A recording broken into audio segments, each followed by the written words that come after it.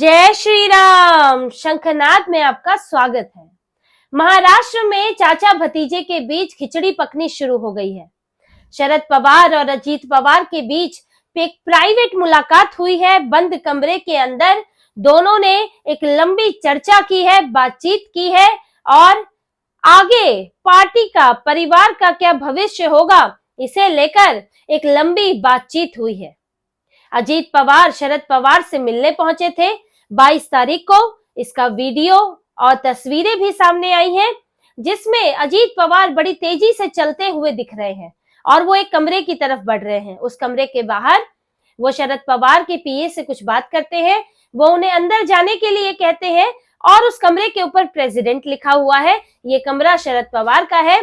थोड़ा सीक्रेट रखने की कोशिश की गई थी इस मीटिंग को, प्राइवेट मीटिंग थी और अजीत पवार उस कमरे में गए और इनके बीच काफी देर तक बातचीत हुई।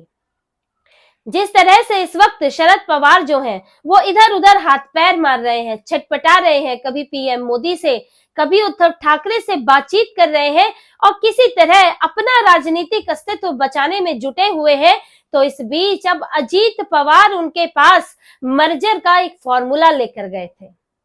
अजीत पवार जो अभी इतने दिनों से ये इनडायरेक्ट बातचीत हो रही थी कि कभी आशा पवार जो है वो कहती थी, अजीत पवार की मां है जो, कि दोनों परिवारों को मिल जाना चाहिए, तो कभी सुनंदा पवार कहती थी कि दोनों परिवारों को एक हो जाना चाहिए, सुख दुख में साथ रहे हैं। रोहित पवार ने भी कुछ ऐसी इच्छा जाहिर की थी। योगेंद्र पवार ने जो है अजीत पवार की सीट पर, उन पर जो रिकाउंटिंग थी उसको वापस ले लिया था, उसका आवेदन की पुनर्गणना नहीं करानी है।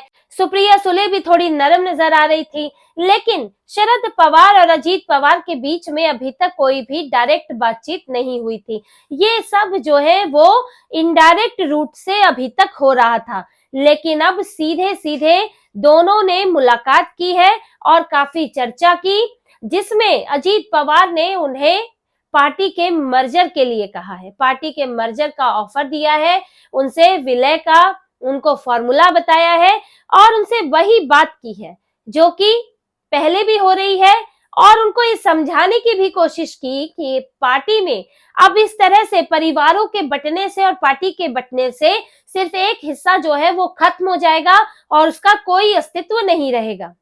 क्योंकि इस बीच देखिए हो क्या रहा है कि शरद पवार वो लगातार कोशिश कर रहे हैं कि एनडीए से जुड़ जाए।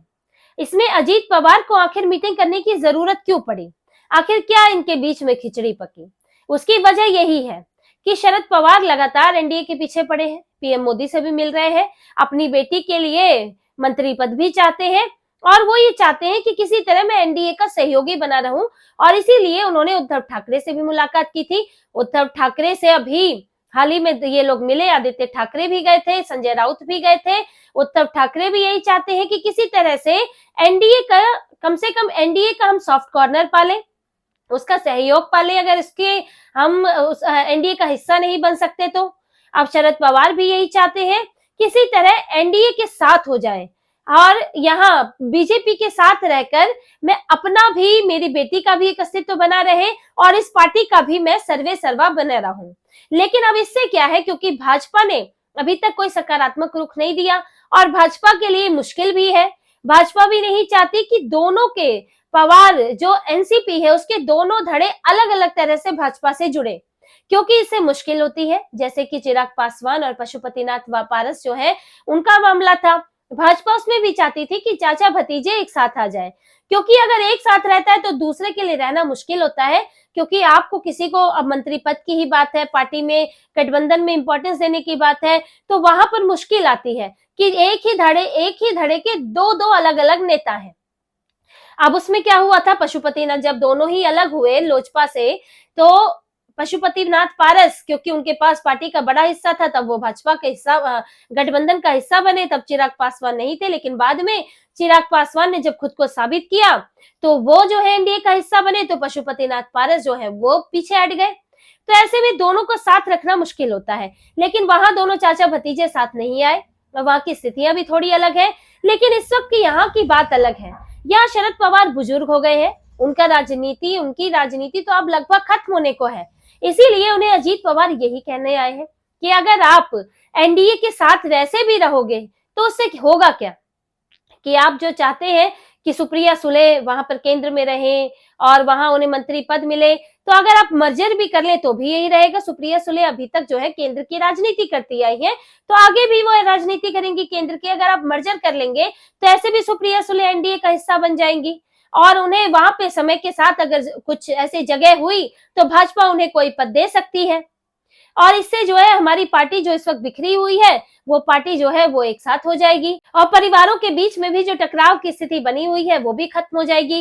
तो इससे किसी का नुकसान नहीं है, ये पहले की तरह ही होगा। सुप्रिया सुले केंद्र में रहेंगी, मैं पहले भी जो है यहाँ राज्य की ही राजनीति करता था तो मैं अब भी राज्य की ही राजनीति करूंगा, तो इससे किसी का नुकसान नहीं है।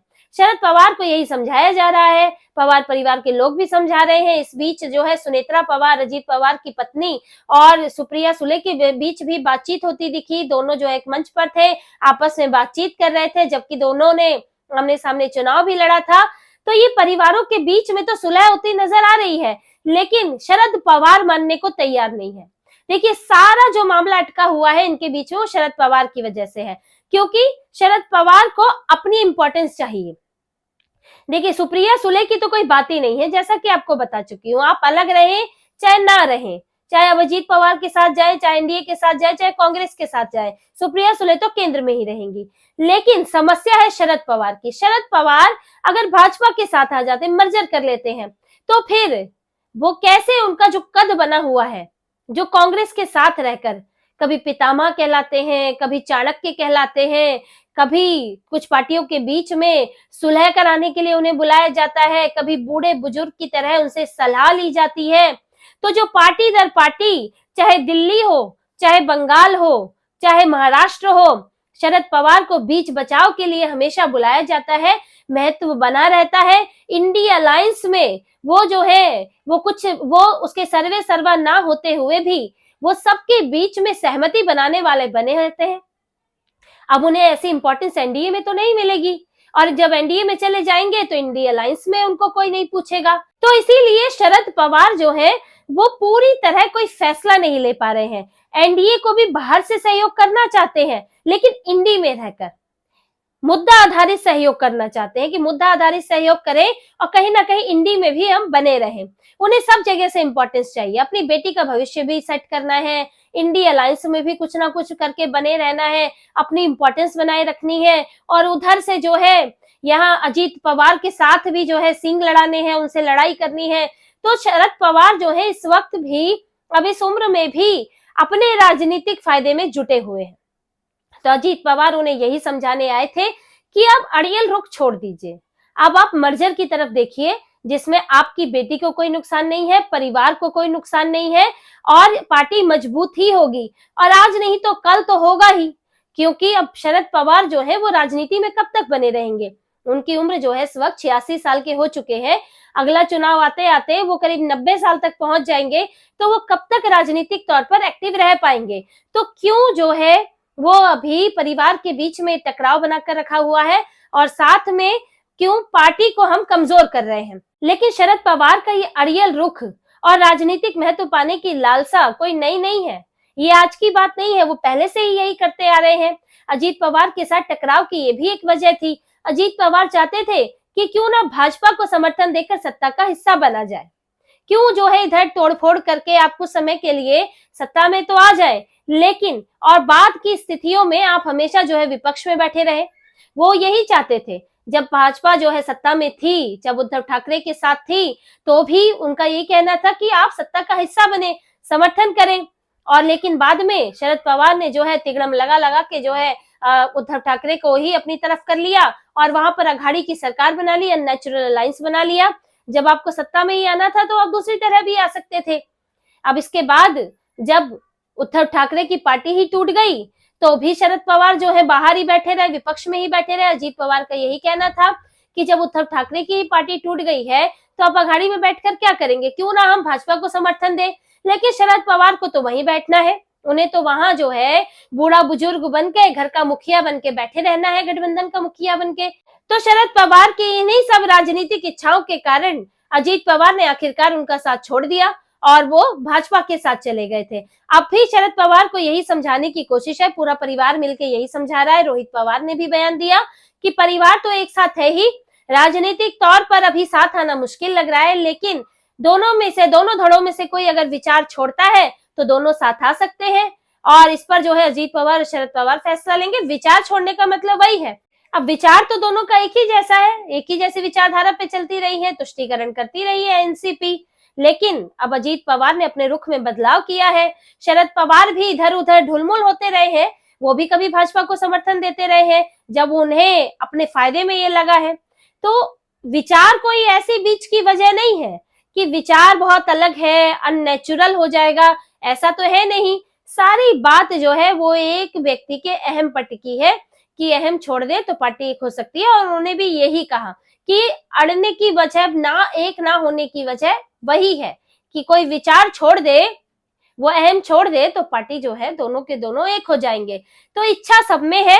शरद पवार जो है वो अड़े हुए हैं, तो अजीत पवार अब फॉर्मूला बताकर आए हैं उन्हें, यानी कि वो मर्जर का ऑफर देकर आए हैं उन्हें। और सुप्रिया सुले के लिए केंद्र में जगह, वो केंद्र में तो है ही, लेकिन अगर एनडीए के साथ रहेंगी तो और बेहतर स्थिति हो सकती है। और यहाँ शरद पवार के लिए एक सम्मानजनक उनके लिए जगह, लेकिन कमान जो है वो अजीत पवार के हाथ में होगी। तो अब ये शरद पवार के ऊपर है कि वो इधर उधर भटकते रहते हैं, इधर उधर हाथ पैर मारते रहते हैं, कभी उद्धव ठाकरे के पास, कभी कांग्रेस के पास, कभी पीएम मोदी के पास, या फिर अपनी पार्टी को, अपनी बेटी को एक सुरक्षित राजनीतिक भविष्य देते हैं और खुद को एक सम्मानजनक विदाई देते हैं। तो इसी तरह की और खबरें और विश्लेषण आपके लिए लाते रहेंगे। हमसे जुड़े रहिए, सब्सक्राइब कीजिए, कमेंट कीजिए। बहुत बहुत धन्यवाद। जय श्री राम।